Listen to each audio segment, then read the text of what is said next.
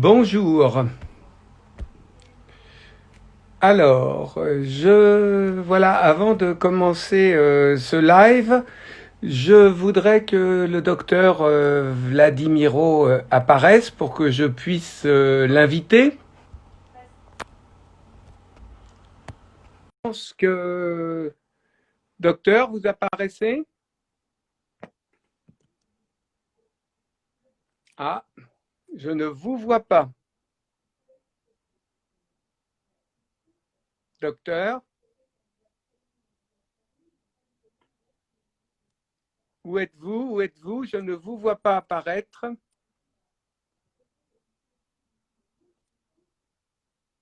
Ah,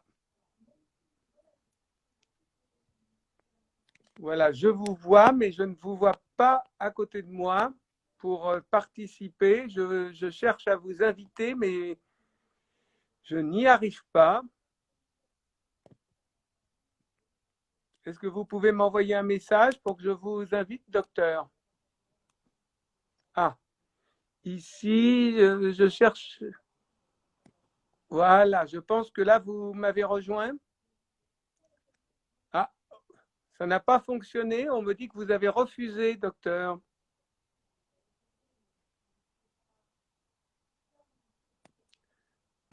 Ah, on a un petit problème technique. Je n'arrive pas à me connecter avec le docteur Vladimiro Silva. Est-ce que là, vous... Ah, Ah, ça y ça est. y est, ça y est. Ah, ben, c'était un peu compliqué. Oui. Bonjour Philippe, comment allez-vous? Bonsoir, bonsoir, docteur. Bonsoir, bonsoir. Oui. Bienvenue à tous sur ce live, donc organisé par l'association Institut francophone international de lutte contre l'infertilité, qui, comme son nom l'indique, est une association d'aide aux personnes infertiles, mais située dans les pays francophones hors de France.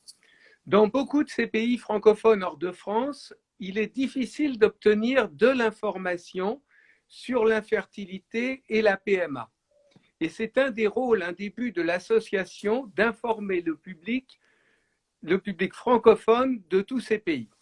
Donc ce webinaire, ce live est réalisé à la demande du président de l'association, le docteur Thomas Magic. Alors, pour vous répondre ce soir, pour répondre à vos questions, le docteur Vladimiro Silva, bonsoir docteur, Bonsoir Philippe. qui dirige une clinique de fertilité spécialisée dans les patients francophones, la clinique Ferticentro qui est située au Portugal. Et pour poser les questions, moi-même, je suis donc Philippe Roussel, je suis également le vice-président d'une association française d'aide aux personnes infertiles qui s'appelle les Cigognes de l'Espoir. Nous sommes tous les deux, le docteur Vladimiro et moi, membres fondateurs de cette association Institut francophone international de lutte contre l'infertilité. Ce live est d'abord destiné, bien sûr, aux francophones qui sont hors de France, mais toutes les questions qui sont traitées intéressent toutes les personnes infertiles de plus de 40 ans qui envisagent un traitement de PMA.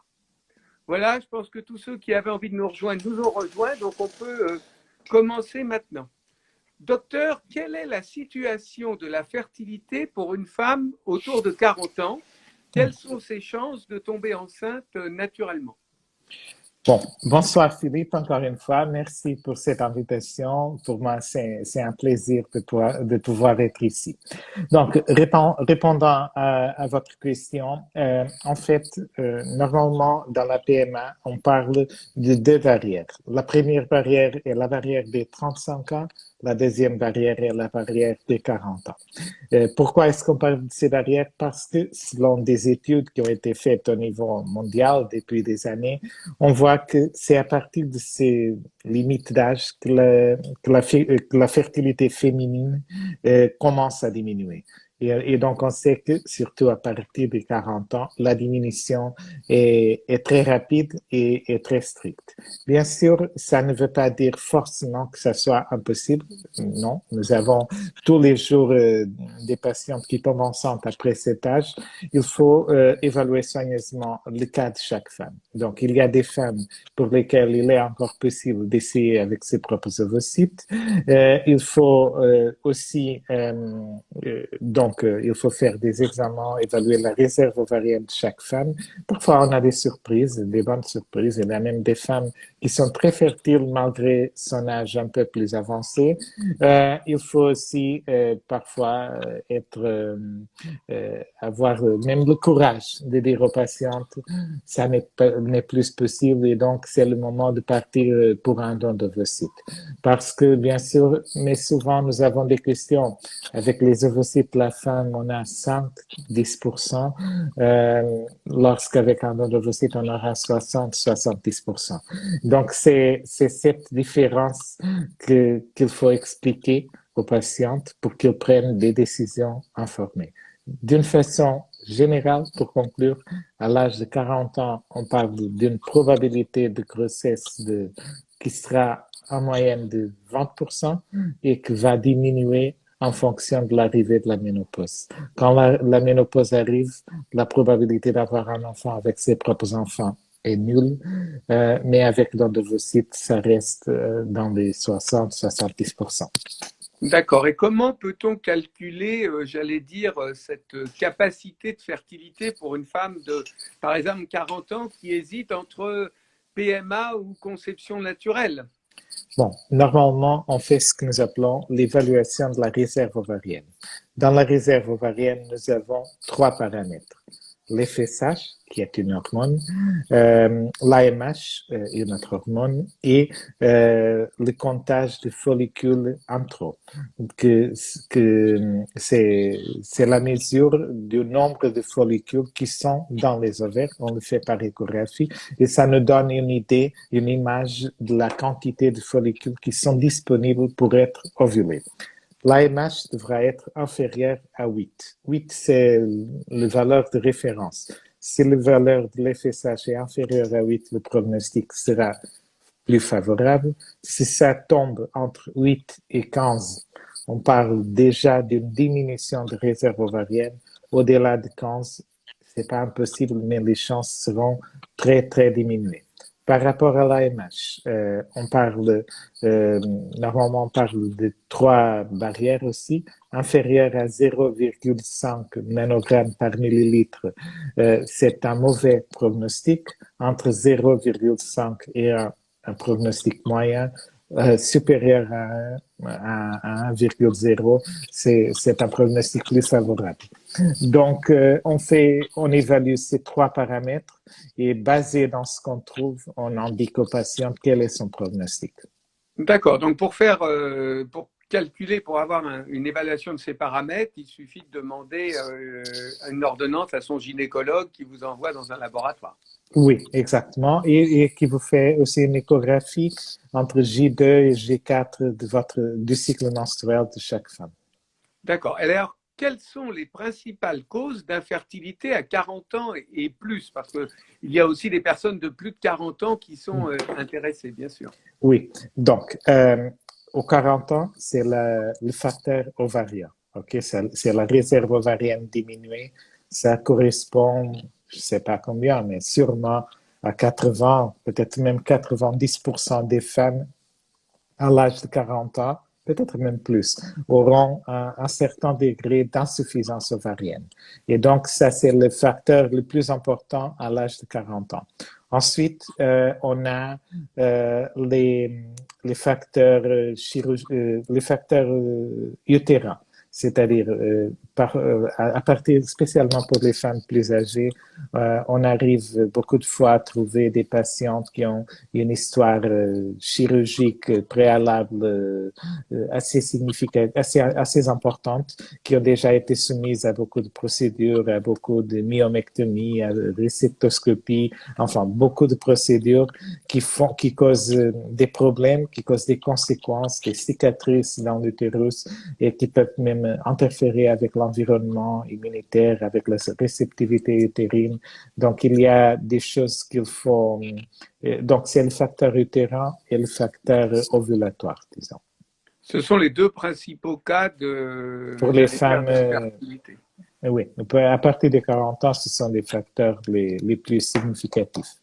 On peut juste mentionner effectivement pour nos spectateurs qu'il y a aussi des causes d'infertilité masculine qui, elles, ne dépendent pas forcément de l'âge, mais qui rentrent en ligne de compte parce qu'on pense toujours que l'infertilité, c'est la femme, mais ça n'est pas seulement la femme, ça peut être aussi l'homme ou les deux. Oui, et en effet, c'est... Oui, oui, je vous entends très bien. Donc, il faut aussi préciser que, alors, normalement, on dit que les 45 ans de l'homme correspondent aux 35 ans des femmes. La nature a été un peu plus généreuse avec les femmes qu'avec les hommes. Pardon, pas avec les hommes qu'avec les femmes. Donc, mais bien sûr, la fertilité masculine va diminuer d'une façon lente. C'est-à-dire, voilà, Mick Jagger, il a été le parent d'un petit enfant il y a 2 ans. Donc, tout le monde connaît des cas des personnes âgées 80 ans, 60 Charlie plus. Chaplin. Oui, exactement, qui ont des enfants dans un âge très avancé. On n'écoute pas parler des femmes qui ont accouché à l'âge de 80. OK? Oui. Donc, c'est différent pour l'homme parce que l'homme peut rester fertile pendant plusieurs années lorsque la femme a, bon, le limite légal, c'est les 50 ans, mais le limite biologique sera quelque chose de très proche de cet âge aussi. Alors, partons de l'hypothèse d'une femme, 40 ans et plus, qui a donc des problèmes à concevoir naturellement et qui envisage un traitement de PMA. Quel type de traitement peut-on proposer à cette femme de 40 ans?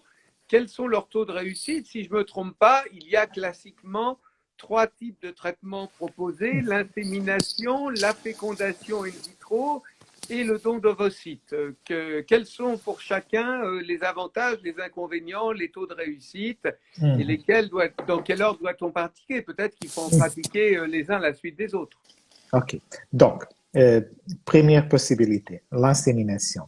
Chez Ferticentro, nous ne sommes pas d'accord avec l'insémination pour les femmes à partir de l'âge de 40 ans. Les chances statistiquement seront sûrement inférieures à 5%, très probablement inférieures à 2%. Donc, c'est presque rien. Et donc, par cette raison, c'est une perte de temps. C'est faire un traitement qui a quand même un certain coût et qui a des chances très faibles de réussite. Et donc, par cette raison, nous ne sommes pas favorables. Parfois, les femmes, par des raisons économiques, elles nous disent, bon, c'est ça ou ne pas essayer. Et dans ce cas, on peut essayer quand même dès que la femme prend une décision informée. Ou parfois, il y a des patientes qui nous disent, bon, mais pour moi, je souhaite une technique qui soit le moins invasive possible, surtout pour les femmes célibataires qui n'ont jamais essayé à tomber enceinte. Mais il faut que les patientes soient bien informées des vraies chances de réussite d'une insémination à partir de l'âge de 40 ans. Sûrement moins que 5%, probablement moins que 2%. Okay. Malgré une stimulation ovarienne, on est d'accord? Oui, dans les conditions idéales. Okay? Après une stimulation ovarienne et après confirmer que les trompes sont perméables, que nous avons toutes les conditions pour avancer. Donc je suppose qu'après, on passe à la FIV. Comme ça va nous permettre de répondre à la première question. Bonjour Asia, qui vient de poser une question et vous allez répondre en même temps. Bonjour, est-ce que je peux avoir un bébé à l'âge de 44 ans avec une FIV? Vous allez un peu en parler de l'âge et de la FIV, j'allais dire, avec ses propres ovocytes. Bon, il faut évaluer le cas. Il faut évaluer la réserve ovarienne de la femme, dans ce cas de Madame Assia. Et donc, après évaluer la réserve ovarienne, c'est un peu ce que j'ai dit. Si on a une AMH supérieure à 0,5 et un FSH inférieur à 8 inférieur à 12-13, on peut essayer, on fera une stimulation forte. Ensuite, il faut aussi penser au risque génétique augmenté. Et dans ce cas, il faut faire, nous conseillons pour toutes les femmes à partir de l'âge de 39 ans, le diagnostic préimplantatoire pour la recherche des anéuploïdies, c'est-à-dire pour le dépistage des anéuploïdies. Donc, on sait que à partir de l'âge de 35 ans, mais surtout à partir des 39-40 ans, la probabilité d'avoir une trisomie, une altération chromosomique numérique augmente assez significativement. Et comme ça, nous conseillons les femmes à faire le DPI avant le transfert embryonnaire. Comme ça, on pourra voir si les embryons sont génétiquement viables ou pas. Et dans ce cas, nous ne transférons que les embryons viables. Bien sûr, on peut faire une FIV. Il y a deux manières de faire la FIV, donc on peut faire une stimulation. Donc, il y a trois manières de faire la FIV pour organiser les idées. Première option, faire une stimulation des ovaires qui sera forcément fort à l'âge de 40 ans, essayer de prélever tous les ovocytes disponibles, féconder au laboratoire avec le sperme du conjoint, créer les embryons, faire le transfert embryonnaire. Deuxième possibilité, faire exactement la même chose, mais faire la culture embryonnaire jusqu'à J5 ou même J6, c'est-à-dire jusqu'au stade blastocyste, faire une biopsie de l'embryon, évaluer génétiquement le contenu de l'embryon, congeler l'embryon, attendre les résultats de du test génétique et ensuite faire le transfert embryonnaire. D'ailleurs, je vous arrête à ce sujet, Vladimiro, puisque j'ai eu tout à l'heure une dame de Côte d'Ivoire, justement, donc francophone, n'habitant pas en France, qui me disait qu'elle avait eu un transfert de 3 embryons à J+2, mais je ne croyais que ça ne se pratiquait quasiment plus, un transfert à J+2. Alors, en Europe, non. Ok. Ici, bon, parfois il y a des pays qui ont une tradition peut-être un peu plus conservatrice par rapport aux embryons, mais ça c'est du passé. Ok. Il y a 10 ans, 15 ans, on le faisait aussi. Moi personnellement, je l'ai fait il y a 15 ans peut-être. Mais actuellement, la tendance c'est faire le transfert d'un seul embryon, pas en J2, mais en J5 ou peut-être en J6. Après, tester génétiquement l'embryon pour être sûr qu'il est génétiquement viable et pour en le mettre dans les conditions idéales. Ok, donc faire le transfert de 3 embryons à J2, à mon avis, ça c'est pas une bonne idée parce que tout d'abord, on ne sait pas quelle est réellement la viabilité de ces embryons. Donc, bien sûr, il faut avoir des bonnes conditions de culture embryonnaire. Ok, si ça n'existe pas, peut-être c'est une meilleure idée de le transfert aussi tôt que possible pour ne pas déranger les embryons. Mais si nous avons l'embryoscope, c'est-à-dire un incubateur de bonne qualité, si nous avons des milieux de culture de bonne qualité, l'idéal c'est de faire la culture jusqu'à J5 ou J6. Comme ça, on sera plus sûr si les embryons sont viables ou pas. Et enfin, et aussi avec la biopsie pour savoir la vraie viabilité des embryons. Le pourcentage d'embryons avec risque, j'allais dire, de naissance anormale est important. On a des idées de pourcentage pour une FIV classique, j'allais dire, avec ses propres ovocytes au-delà de 40 ans?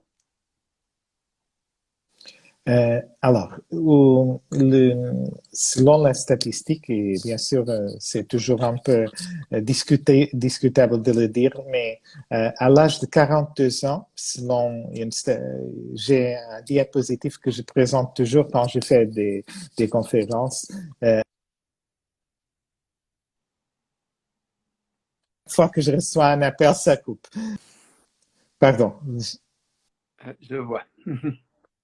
Le problème de l'Instagram, c'est qu'on utilise le portable et donc quand je reçois des appels, ça c'est un peu plus compliqué. Bon, pour vous expliquer, il y a une étude que je présente toujours, c'est que à l'âge de 42 ans de la femme, le pourcentage d'embryons qui est de bonne qualité génétique est de 7,8% dans une étude avec milliers d'embryons qui a été faite, sauf erreur, en C'est très Espagne. peu. C'est très peu, OK? Donc, on sait que si nous arrivons à faire le transfert d'un de ces 7-8% d'embryons, on aura une probabilité d'implantation qui sera de 60-70%. Mais bien sûr, la probabilité d'avoir un de ces embryons, c'est quelque chose de très proche de 8%, disons. Ouais, donc, effectivement, très peu. Et les risques de trisomie ou autres importants de naissance d'enfants, j'allais dire, anormaux? Ça augmente assez significativement à partir de l'âge de 40 ans. On sait que habituellement je présente un graphique, c'est un peu comme le coronavirus actuellement. Ça monte d'une façon, c'est un pic énorme à partir des 35 ans, mais surtout à partir des 40 ans, c'est énorme. Ça augmente 20, 30, 50 fois, dépendant de l'âge féminin. D'accord. Donc, pour résumer, donc possible la FIV classique avec ses propres ovocytes après 40 ans, mais avec un maximum de précautions, tel le DPI et une très bonne culture embryonnaire. Et avec tout ça, quel est le taux moyen de naissance, entre guillemets? Bon, parce que la différence entre la probabilité de grossesse et la probabilité de naissance est le risque de fausse couche. OK? Parce que on sait que, bien sûr, à partir de l'âge de 40 ans, le risque de fausse couche augmente et augmente aussi significativement, mais il faut faire la distinction entre les causes des fausses couches. Donc, si on a, comme je vous ai dit, le taux général, par exemple, à l'âge de 42 ans, ça sera 8%. Okay? On peut partir de ce chiffre. Donc, le taux de fausses couches, dans les fausses couches on va avoir des embryons qui ne sont pas viables. Okay? Et donc, une partie des 92% d'embryons qui ne s'implantent pas, ce sont des fausses couches, des embryons qui ne sont pas développés par des raisons génétiques associées à l'âge féminin. Une autre partie sera causée par des facteurs obstétriques chez la femme. Et ce type de facteurs, sur ce type de facteurs, on n'a pas un grand contrôle. C'est-à-dire, ce sont les mêmes facteurs qui existent. Soit le traitement soit fait avec don d'ovocytes, soit le traitement soit fait avec les ovocytes de la femme. Donc, pour les risques obstétriques, on parle de risques, donc des femmes qui sont à risque, qui sont obèses, qui sont en surpoids, qui ont du diabète, qui ont de l'hypertension, Des c'est-à-dire fibromes, non, puisque c'est des aussi quelque fibromes. chose qui est lié, j'allais dire, à un type africain, beaucoup. Donc là aussi, beaucoup de francophones nous écoutent d'Afrique. Oui. Donc il faut peut-être le préciser aussi. Oui, et bien sûr, les fibromes sont une des causes les plus importantes de fausses couches. Et donc, il faut vraiment évaluer soigneusement la cavité utérine avant de commencer une PMA. Donc, parfois, il faut faire des chirurgies, il faut préparer l'utérus, il y a des traitements avec des médicaments qui parfois sont efficaces, parfois non, ça dépend un peu de chaque cas, mais il faut optimiser la cavité utérine pour mettre le plus de chances possible du côté des patientes. Parce que, bien sûr, les fibromes et la population d'origine africaine a un risque augmenté d'avoir des fibromes et sont une cause très importante de fausse couche. Il faut faire attention à ça. Pour résumer, alors ce taux, c'est 20, c'est 25, c'est 30% de taux de moyenne, hein, bien sûr. Non, chez Ferticentro, le taux de fausse couche général à partir de 40 ans est de 8%. Okay? C'est, c'est notre statistique interne, ça inclut toutes les causes. Ça D'accord. inclut les patientes qui ont des fausses couches avec ses propres ovocytes, et aussi les patientes qui ont des fausses couches avec les Et, dons d'ovocytes. et alors, ça donne quel taux de naissance avec une fille avec ses propres ovocytes au-delà de 40 ans? Parce que c'est souvent ce qui intéresse les gens. C'est 20%, c'est 25%, c'est moins, c'est plus. Euh, Avec les ovocytes de la femme, à l'âge de 40 ans, on commence pour parler de 20% et ensuite ça dépend de la réserve ovarienne. Donc ça va diminuer jusqu'à 8% à l'âge de 42 ans. Donc c'est une diminution très rapide de 20 à 8%. Et donc, et à partir des 42 ans, normalement on dit toujours que ça c'est inférieur à 5%. Voilà. Donc, avec ses propres ovocytes. Ça veut dire avec Avec ses propres ovocytes, on est en dessous de 5%. Je vous dis ça parce que une, souvent, le risque qu'on entend, c'est ben, c'est pas grave, on va faire beaucoup de FIV. Or, y a-t-il des risques pour une patiente de faire des FIV à répétition? Moi, j'ai eu des gens qui avaient fait 8, 9, 10 FIV les unes après les autres au-delà de 40 ans. Ça a un sens ou pas? Non, sincèrement non. Moi, personnellement, j'ai connu même des patientes qui sont arrivées presque à 20 FIV avant d'arriver chez nous. Donc, à notre avis, normalement, nous conseillons peut-être 3 FIV est une décision acceptable et sage parce que avec 3 FIV, on a une bonne probabilité. Peut-être la quatrième. OK, ça marche. Il y a une chose que j'ai oublié de dire auparavant. On a une troisième manière de faire les FIV. C'est faire à l'âge de 40 ans. C'est faire une stimulation ovarienne, prélever autant d'ovocytes que possible, congeler ces ovocytes, recommencer une stimulation ovarienne et féconder en même temps les frais et les congeler. Pourquoi? Parce que comme ça, on optimise, on augmente le nombre d'ovocytes disponibles. Et donc, il y a même des femmes qui font 2, 3, peut-être 4 stimulations pour accumuler le maximum possible d'ovocytes. Et ensuite, on fait une FIV. Pourquoi? Parce que, bon, d'un côté économique, c'est moins cher. Le coût de féconder un ovocyte, c'est le même coût que de Oui. féconder 20 ou 30. Et ça nous donne la possibilité de faire un choix plus élargi. Et donc, c'est par cette raison que nous avons cette stratégie d'accumulation qui peut être combinée avec du PGT, c'est-à-dire du diagnostic préimplantatoire. Donc, ce sont des choses possibles et qu'on peut faire, qu'on fait tous les jours, toutes les semaines. Mais ça Donc, suppose un système de. Je réfléchis en même temps et je pense un peu comme les patients. Ça suppose un système de vitrification particulièrement efficace, puisqu'on dit que la vitrification, on perd à la décongélation. Dans beaucoup de pays, on donne des taux de réussite avec des transferts de congelés d'embryons ou d'ovocytes congelés bien inférieurs. Donc, si on congèle les ovocytes en plusieurs fois, il faut supposer que la clinique ait un système de congélation, on dit vitrification, peut-être dernier cri. Oui, c'est vrai, parce que en effet, la congélation d'embryons et d'ovocytes s'est développée énormément dans les dernières années.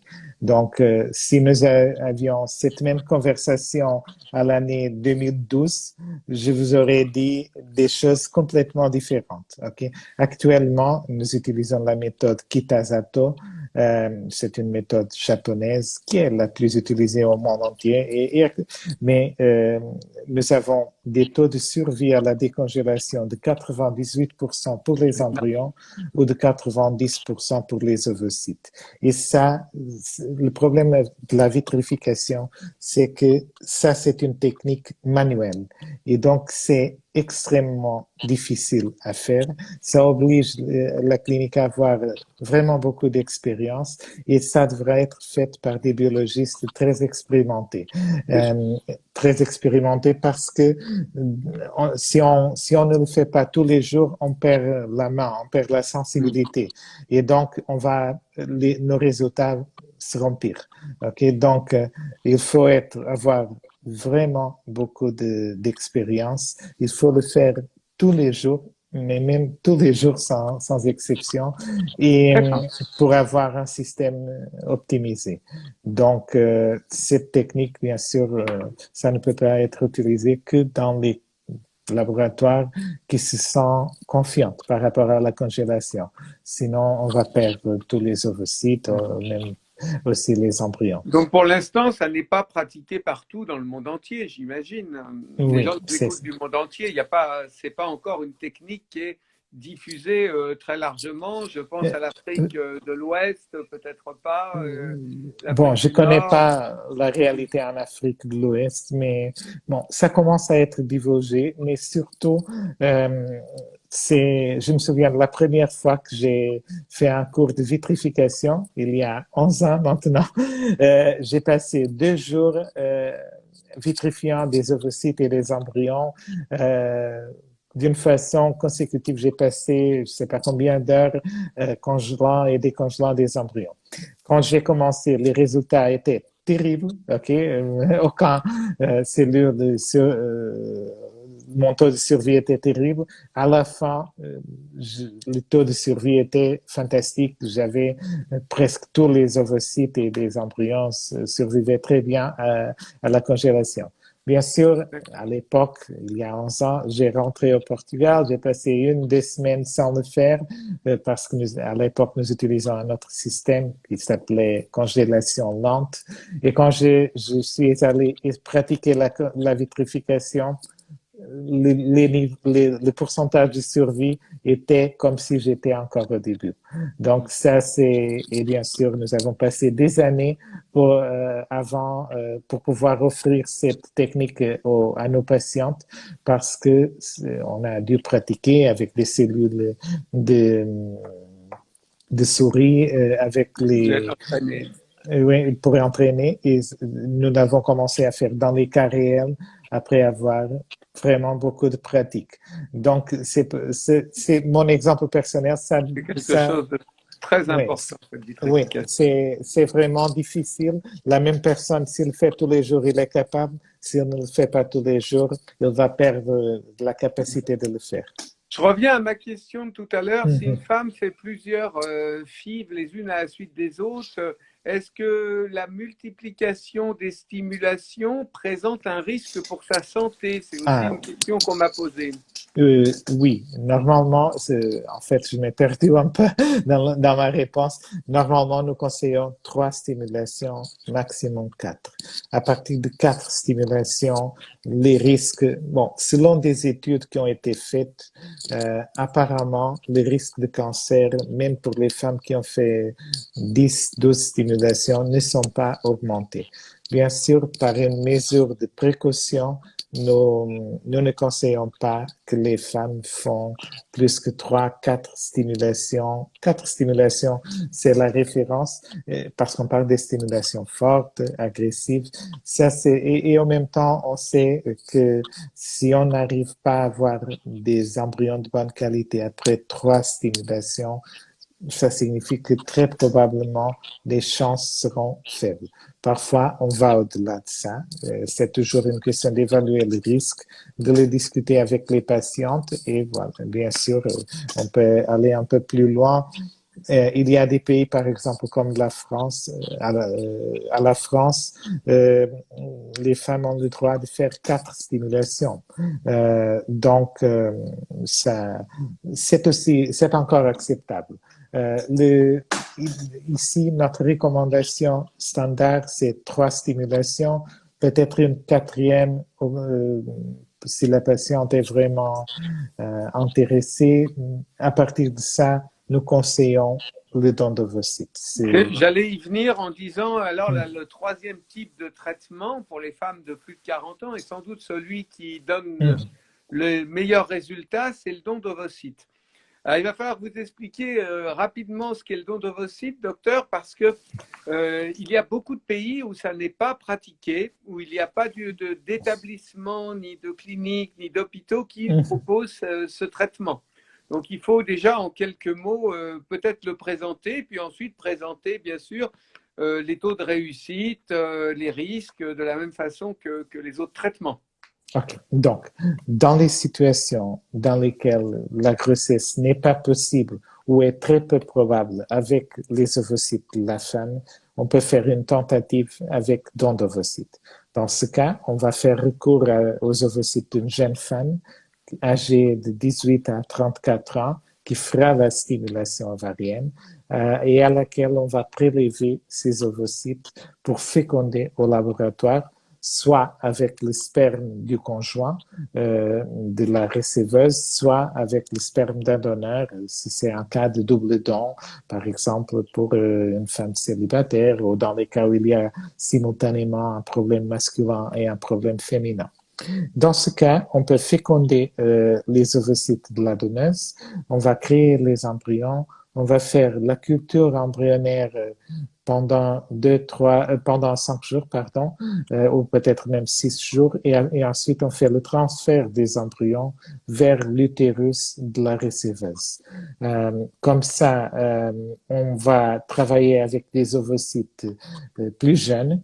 Le risque d'avoir un problème génétique est un risque qui dépend essentiellement de l'âge des ovocytes, c'est-à-dire même si la receveuse a 47 ans, si les ovocytes ont 22, la probabilité d'avoir une trisomie est la probabilité aux 22 ans, pas aux 47 ans. Donc, c'est une manière très sauf de faire ce type de traitement. Ça diminue beaucoup, mais vraiment beaucoup, le risque d'avoir un enfant avec une altération chromosomique. Et bien sûr, ça augmente les chances qui montent de, par exemple, 8%, 7% à l'âge 42 pour les 60 ou 70% avec le don d'ovocytes. Vous avez dit, parce que le chiffre est un peu exceptionnel, beaucoup de gens ne sont pas du tout habitués à entendre ça, on parle de 70% de taux de réussite dans le cadre du don d'ovocytes. Oui. Vous confirmez bien ce chiffre? Oui. 7 chances sur 10. Exactement. C'est-à-dire, on peut, donc, ça multiplie par 10 la probabilité de grossesse, ok? Ou peut-être plus. Et donc, c'est par cette raison qu'à partir d'un certain âge, nous parlons toujours du don. Bien sûr, si la femme dit, mais pour moi, il faut aller vraiment au bout de ce que sont les chances avec mes propres ovocytes. Je ne suis pas préparée. On respecte ça et il y a parfois des motivations religieuses, donc, c'est-à-dire d'autres choses il y a des femmes qui simplement n'acceptent pas, qui ne sont psychologiquement préparées pour un don d'ovocytes. Et dans ce cas, on n'avance pas avec le don d'ovocytes. On avance avec ce type de technique seulement si les femmes sont bien préparées et bien sûr s'il est impossible ou très peu probable avec les ovocytes de la femme. Et jusqu'à quel âge alors peut-on utiliser cette technique qui donne des résultats de 70%? À l'âge de 50 ans. C'est la loi au Portugal. Donc, ce qui veut dire, docteur, que c'est possible même pour une femme ménopausée. C'est peut-être un peu compliqué à comprendre pour nos spectateurs, mais des femmes ménopausées peuvent avoir un enfant en faisant un don d'ovocytes, par exemple, dans votre clinique. Oui, parce que en effet, c'est plus facile à traiter une femme ménopausée qu'une femme qui a encore ses propres règles. Ok, donc ça n'a rien à voir. Ok, nous sommes capables de donner aux femmes les hormones qu'il manque parce que dans la ménopause, l'organisme féminin a arrêté la production des hormones. Mais on peut donner ces mêmes hormones en comprimé, en injection. Il en a beaucoup d'alternatives et comme ça, on peut créer les conditions utérines pour que l'utérus soit préparé pour recevoir et implanter un embryon et surtout mener une grossesse à terme. Et la préparation, alors pour la receveuse, est sans doute plus facile que la FIV. On sait que la FIV classique, c'est assez contraignant avec des piqûres tous les jours à heure fixe. Là, j'imagine que c'est plus simple. Qu'est-ce qu'il y a? Un traitement, des médicaments, des examens? Bon, ça n'a rien à voir. Ok, le don d'ovocytes, c'est beaucoup moins invasif. On fait une préparation de l'utérus. Bien sûr, on donne des estrogènes pour faire grandir l'endomètre. L'endomètre, c'est le tissu qui est à l'intérieur de l'utérus. Donc, on donne des estrogènes pour faire monter l'endomètre jusqu'à un minimum de 8 millimètres. C'est le minimum idéal pour qu'un embryon se puisse implanter. Les estrogènes sont donnés en comprimés, ok, ce sont des comprimés selon un certain protocole. On donne parfois une injection ou quelques injections, mais pas plus que 5, pour bloquer l'interférence des hormones naturelles de la femme. Ça dépend un peu de chaque cas. Si la femme est ménopausée, ce type d'injection n'est pas nécessaire. Si elle est déjà ménopausée, il faut donner ce type d'injection. Si elle n'est pas ménopausée, il faut donner ce type d'injection. Et ensuite, on fait des échographies pour mesurer l'endomètre. Dès qu'on arrive à 8 millimètres, on peut ajouter une autre hormone, c'est la progestérone. Ça existe aussi en comprimé intravaginal ou par voie orale, ça existe aussi en injection. Les estrogènes existent aussi en patch transdermique. Normalement, nous préférons les comprimés. Et donc, tout ça, c'est beaucoup moins invasif, c'est beaucoup plus facile à organiser. Et donc, la femme fait cette préparation. Elle fait une, deux, parfois 3 échographies pour vérifier si tout est bien et au bon moment, on fait le transfert de l'embryon vers l'utérus. Alors j'ai une question, puisque cette méthode donne des résultats de 70%, qu'elle est relativement simple pour la receveuse. Pourquoi cette méthode n'est tout simplement pas proposée à toutes les femmes de plus de 40 ans qui veulent un enfant? Est-ce que c'est pour des raisons techniques? Est-ce que tous les centres de PMA dans le monde ne sont pas équipés? Est-ce qu'il y a beaucoup de raisons légales ou des raisons autres de donneuses? Parce que j'imagine que le problème, c'est bien sûr, si on fait du don, il faut en face des donneuses. On sait par exemple qu'en France, il n'y a presque pas de donneuses. Donc, Oui. le don est possible, mais très peu de dons sont possibles. En fait, sur le point de vue technique, cette technique est très simple. Okay? C'est l'une des techniques plus faciles à faire pour une clinique de PMA. C'est beaucoup plus difficile d'avoir un enfant, un embryon avec une femme plus âgée et utilisant ses propres ovocytes qu'avec le don d'ovocytes. Donc, c'est pas une question technique. À mon avis, c'est essentiellement une question légale et qui est très liée à la culture de chaque pays. Par exemple, ici au Portugal, nous avons une tradition, une culture très favorable aux dons. Il y a des campagnes officielles de l'État portugais pour la promotion du don. Il y a des associations des patientes qui font la promotion du don. Chaque clinique privée, bien sûr, fait aussi ses propres campagnes pour avoir des donneuses. Et donc, être donneuse ici est une chose qui est très bien vue dans la société. Et comme ça, on a des donneuses disponibles. Par ailleurs, au Portugal, les enfants qui sont issus d'un don ont le droit d'accès à ses origines, c'est-à-dire ils ont le droit d'accès à l'identité de la donneuse à l'âge de 18 ans. Le problème, par exemple, en France, c'est que la loi n'est pas une bonne loi pour incentiver au don. Et donc, parce que la loi en France est très restrictive et très stricte, vous n'avez pas de donneuse. Il y a une liste d'attente de 5 ans en France. Dans les autres pays, par exemple, comme l'Espagne, la loi est plus favorable aux dons. Ils n'ont même pas de limite. Une femme en Espagne peut donner n'importe combien de fois, mais en même temps, ils ont le problème de l'anonymat. En Espagne, les donneuses sont tous anonymes. Et donc, même si par une raison de santé, par quelque raison, l'enfant n'aura théoriquement jamais la possibilité d'accéder, au moins d'une façon légale, à l'identité de la donneuse. Et donc, à mon avis, c'est pas l'idéal non plus. Non plus. Et ensuite, il y a des pays qui ont autre type de système de santé et autre type de structure. Par exemple, aux États-Unis, vous avez des donneuses, mais vous payez 40 000 dollars par Ouais. un traitement de FIV avec donneuvicite, ou 30 000 dollars, ça dépend d'un Mm. peu. En Sud-Amérique, ça c'est aussi relativement cher et par curiosité, les lois sont un peu restrictives aussi. En Afrique, je pense qu'il n'y a pas des pays avec une loi suffisamment libérale pour permettre le don. Dans les pays arabes, par exemple, il y a une culture religieuse qui est un peu contre le don et contre le fait qu'une femme peut donner ses ovocytes. Et donc, selon l'endroit, Mm. selon où vous êtes dans le monde entier, il y a des constraints qui sont essentiellement soit culturels, soit religieux, mais surtout légales Et contre aussi le don. technique, j'imagine, tout le monde n'a pas les compétences, les médecins compétents formés à ce type de traitement. Justement, ça a amené ma question suivante qui va aussi intéresser nos spectateurs et auditeurs, c'est comment choisir sa clinique pour un traitement de PMA? Comment choisir la bonne clinique?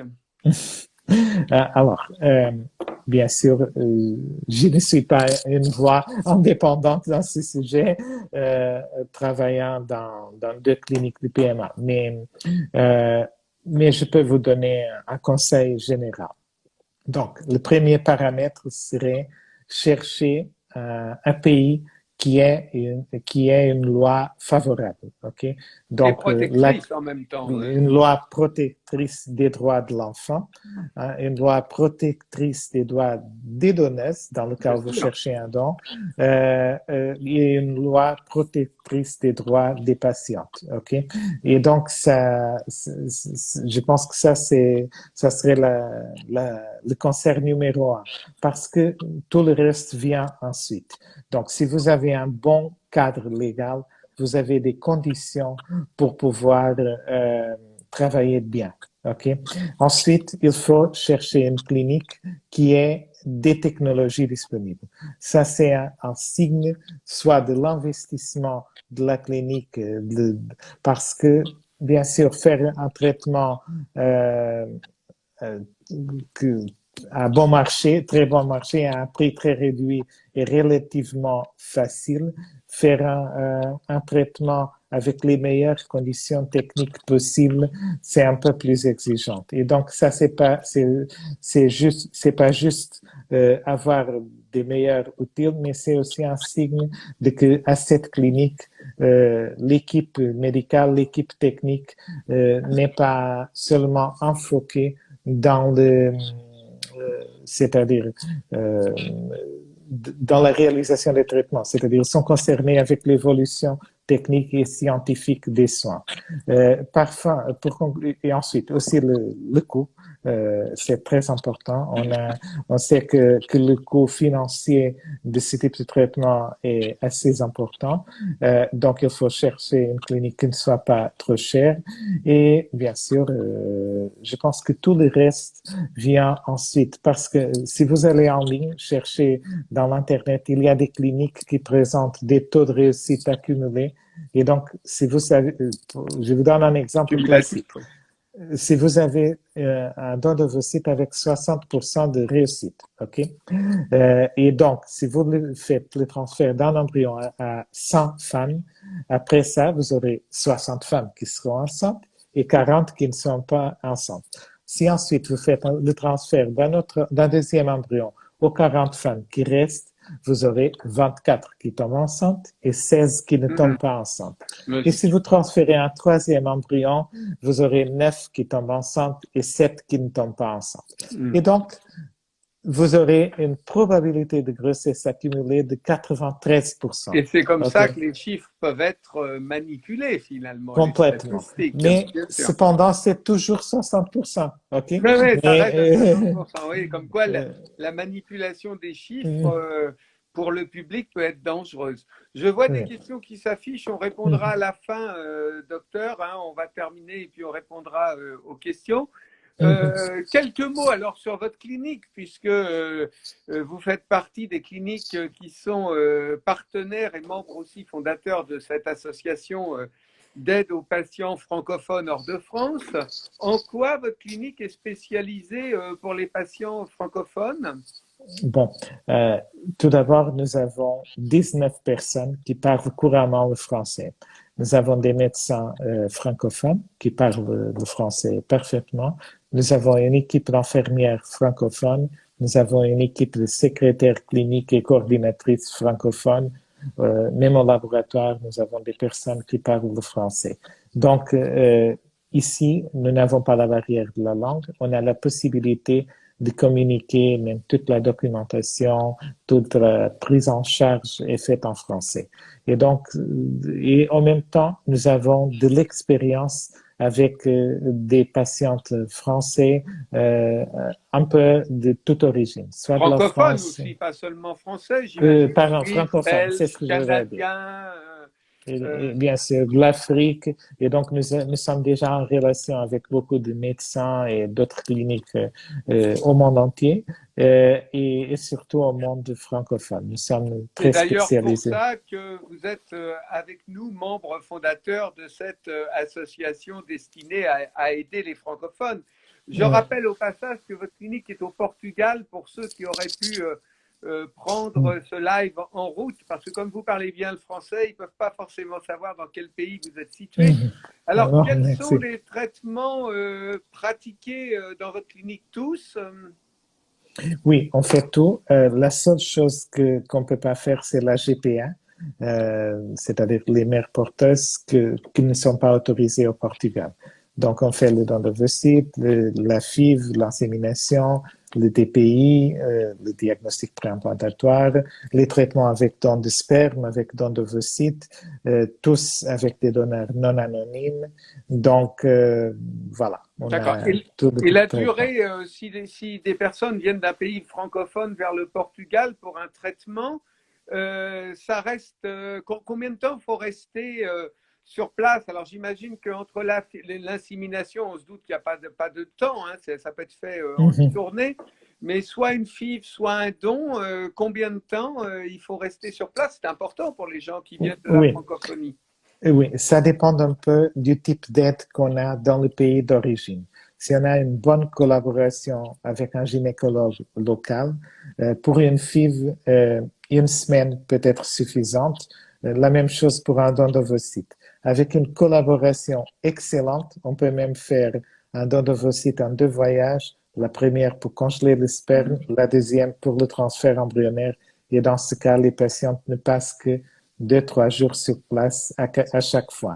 Donc, ça dépend un peu. Bien sûr, si on n'a aucune aide des médecins locaux. Il y a des pays où, effectivement, tout simplement, les ressources médicales en matière de PMA, de gynécologie ou d'infertilité sont manquantes. C'est pas, tout simplement, il n'y a pas. Oui, si ça arrive, on peut. Bon, bien sûr, pour une tentative avec les ovocytes du couple, dans ce cas, normalement, nous conseillons 2 à 3 semaines sur place. OK? C'est pour des cas d'un couple jeune où nous partons du zéro. OK? Pour un cas d'un couple qui est déjà étudié, sur lequel on a déjà des informations, on peut faire les choses dans une semaine. Ça dépend un peu de la situation. Mais je dirais que pour un traitement avec les ovocytes de la femme, 2 semaines minimum si on n'a pas d'aide dans le pays d'origine. C'est pour un don d'ovocytes un peu moins, mais peut-être 10 jours si on n'a aucune aide dans le pays d'origine. D'accord. Une question importante parce que je vois quelqu'un qui me demande si on connaît, si vous connaissez, parce que c'est vous le médecin, une bonne clinique en Afrique de l'Ouest. Là, ça dépend bien sûr du traitement, hein. Mais avez-vous, vous, au Portugal, des donneuses de type africain, des donneuses noires? Parce que, par exemple, imaginons quelqu'un d'Afrique de l'Ouest qui veuille venir en Europe. Est-ce que vous avez des donneuses de type noir? Bon, tout d'abord, malheureusement, je n'ai pas une clinique à vous indiquer, madame, je suis désolé. mais bon, peut-être qu'on peut, dépendant du pays, on peut faire la recherche et essayer de trouver quelqu'un. Si vous le souhaitez, vous pouvez nous envoyer un message privé et on peut le vérifier. Par rapport aux donneurs, oui, et aux donneurs, oui, nous avons des donneurs et donneuses noirs parce que le Portugal a été le premier pays de la globalisation. Donc, nous avons une relation avec l'Afrique qui a plus de 500 ans. Nous avons nos pays frères qui sont Angola, Mozambique, Cap-Vert, São Tomé et Príncipe, Guinée-Bissau, c'est-à-dire nous parlons la même langue et donc c'est une relation très naturelle. Donc nous avons une énorme population d'origine africaine et qui est très mélangée au Portugal. La majorité de nos donneuses noires sont portugaises et sa famille habite au Portugal depuis toutes les générations qu'elle connaît. Okay? Donc, elles ne savent même pas si elles sont d'origine angolaise ou mozambicaine ou quelque chose, parce qu'ici, c'est normal. Par exemple, en France, je pense que l'immigration est plus récente. Donc, les Il gens n'y a qui pas de viennent de la... donneuse du tout, donc il n'y a pas du tout en France, Oui, il n'y a pas du tout de donneuse d'origine noire du tout. Hein. Mais c'est le cas d'autres pays francophones. Hein. Pareil, dans ce cas-là, si les gens viennent, vous avez d'un autre pays, donc francophone, vous pouvez vous charger de vous occuper des visas, du séjour, parce que vous savez que ce n'est pas toujours facile. Vous avez quelqu'un qui peut se mettre en relation avec les consulats, les ambassades, puisque vous le faites pour d'autres pays d'Afrique, par exemple. Oui, exactement. Nous écrivons des lettres d'appel, nous aidons les personnes à réussir le visa. Ça dépend un peu de chaque pays parce qu'il y a des pays dont il y a une ambassade portugaise, il y a des pays dont on n'a qu'un consulat. Il faut vérifier chaque situation, mais oui, nous avons un département de coordinatrices qui aide les patients avec ce type de démarche. Bien sûr, ça peut être plus simple pour un certain nombre d'autres pays francophones, soit parce qu'ils font partie de l'Union européenne, je pense à la Suisse, je pense au Ah, Luxembourg, je ça, pense à la c'est très Belgique qui facile. a une saturation, mais je pense aussi au Québec, parce Mhm, qu'on oublie qu'il y a aussi là tout un grand nombre de patients francophones. Et je mhm. sais que les Québécois sont aussi touchés par l'infertilité et que bien sûr, au-delà de 40 ans, comme les autres, il y a des unions tardives et les gens veulent aussi avoir Mhm. des enfants. Est-ce Mhm. que vous collaborez, me demande-t-on, avec les médecins francophones du monde entier? Est-ce que vous êtes d'accord pour Oui, collaborer avec eux, pour échanger, je ne sais pas comment se passe cette complètement. collaboration avec les médecins?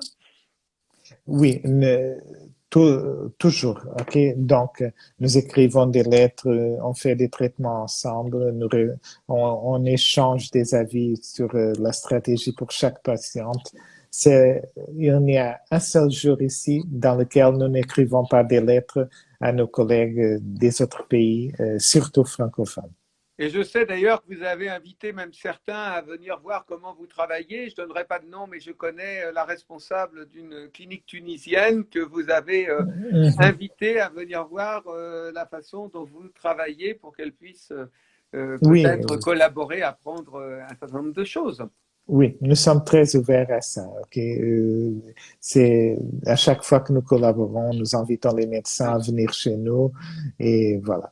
Je vois que le live s'arrête dans 1 minute 44. Je ne savais Ah, pas. mon Dieu.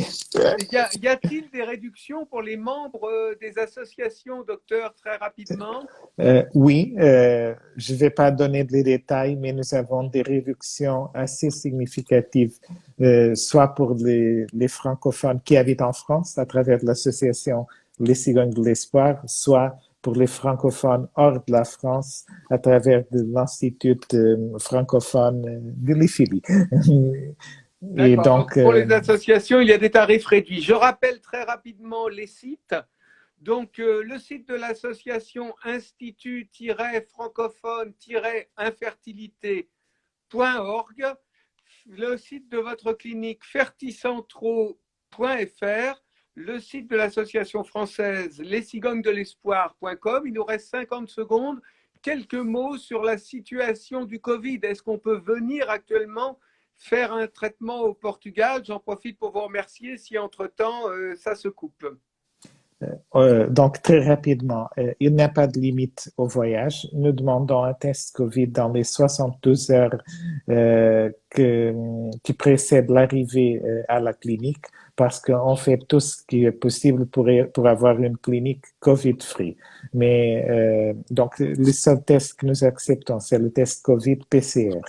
Voilà. Voilà, il reste très peu de temps. Il est obligatoire ce test, docteur? Oui, pour pouvoir faire les traitements, actuellement, nous le demandons à tous les patients, indépendamment de son origine géographique. D'accord. Ben, merci à tous.